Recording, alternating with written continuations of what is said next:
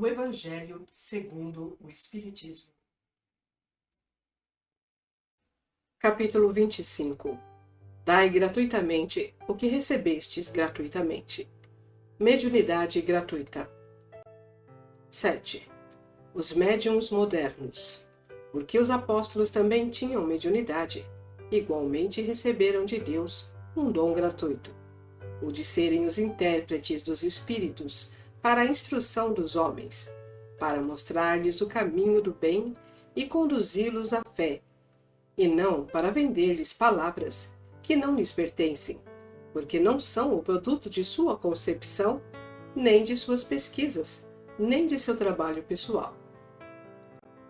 Deus quer que a luz alcance a todos, não quer que o mais pobre delas seja deserdado e possa dizer: eu não tenho fé porque não pude pagá-la.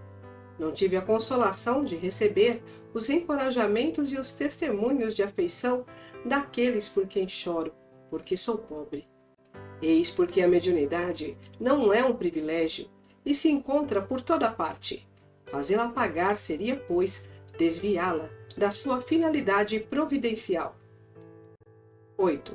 Todo aquele que conhece as condições nas quais os bons espíritos se comunicam, sua repulsa por tudo o que seja do interesse egoístico, e que sabe quão pouca coisa é preciso para os afastar, não poderá jamais admitir que os espíritos superiores estejam à disposição de qualquer um que os chamasse a tanto por sessão.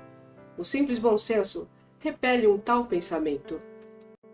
Não seria também uma profanação evocar a preço de prata os seres que respeitamos ou que nos são caros? Sem dúvida, pode-se assim ter manifestações, mas quem poderia garantir-lhes a sinceridade? Os espíritos levianos, mentirosos, espertos, e toda a multidão de espíritos inferiores, muito pouco escrupulosos, vêm sempre e estão sempre prontos para responder ao que se lhes pergunta, sem se importarem com a verdade. Aquele, pois, que quer comunicações sérias, deve primeiro pedi-las seriamente, depois se esclarecer sobre a natureza das ligações do médium com os seres do mundo espiritual. Ora, a primeira condição para se conciliar a benevolência dos bons espíritos é a humildade, o devotamento, a abnegação, o mais absoluto desinteresse moral e material. 9. Ao lado da questão moral se apresenta uma consideração efetiva, não menos importante, que se prende à própria natureza da faculdade. A mediunidade séria não pode ser e não será jamais uma profissão, não somente porque seria desacreditada moralmente e logo comparada aos ledores de sorte, mas porque um obstáculo material a isso se opõe.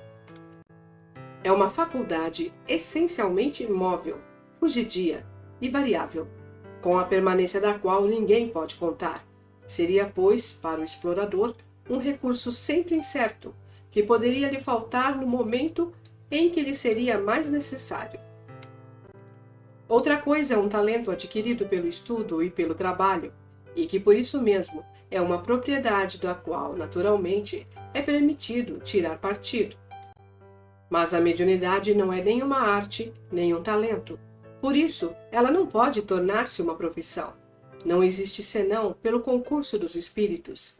Se esses espíritos faltarem, não há mais mediunidade. A aptidão pode subsistir, mas o exercício está anulado. Assim, não há um só médium no mundo que possa garantir a obtenção de um fenômeno espírita em dado instante. Explorar a mediunidade é, pois, dispor de uma coisa da qual não se é realmente senhor. Afirmar o contrário é enganar aquele que paga. A mais, não é de si mesmo que se dispõe, são dos espíritos, das almas dos mortos, cujo concurso é posto à venda. Esse pensamento repugna instintivamente. Foi esse tráfico, degenerado em abuso, explorado pelo charlatanismo, a ignorância, a credulidade e a superstição que motivou a proibição de Moisés. O espiritismo moderno, compreendendo o lado sério da coisa, pelo descrédito que lançou sobre essa exploração, elevou a mediunidade à categoria de missão.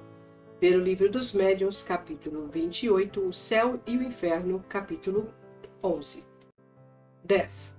A mediunidade é uma coisa santa, que deve ser praticada santamente, religiosamente. Se há um gênero de mediunidade que requer essa condição de forma ainda mais absoluta, é a mediunidade curadora. O médico dá o fruto dos seus estudos, que fez ao preço de sacrifícios, frequentemente penosos. O magnetizador dá ao seu próprio fluido, frequentemente mesmo a sua saúde. Eles podem a isso pôr um preço. O médium curador transmite o fluido salutar dos bons espíritos. Ele não tem o direito de vendê-lo. Jesus e os apóstolos, conquanto pobres, não faziam pagar as curas que operavam. Todo aquele, pois, que não tem do que viver, procure os recursos em outra parte do que na mediunidade, que não consagre a ela, se preciso for, senão o tempo de que possa dispor materialmente.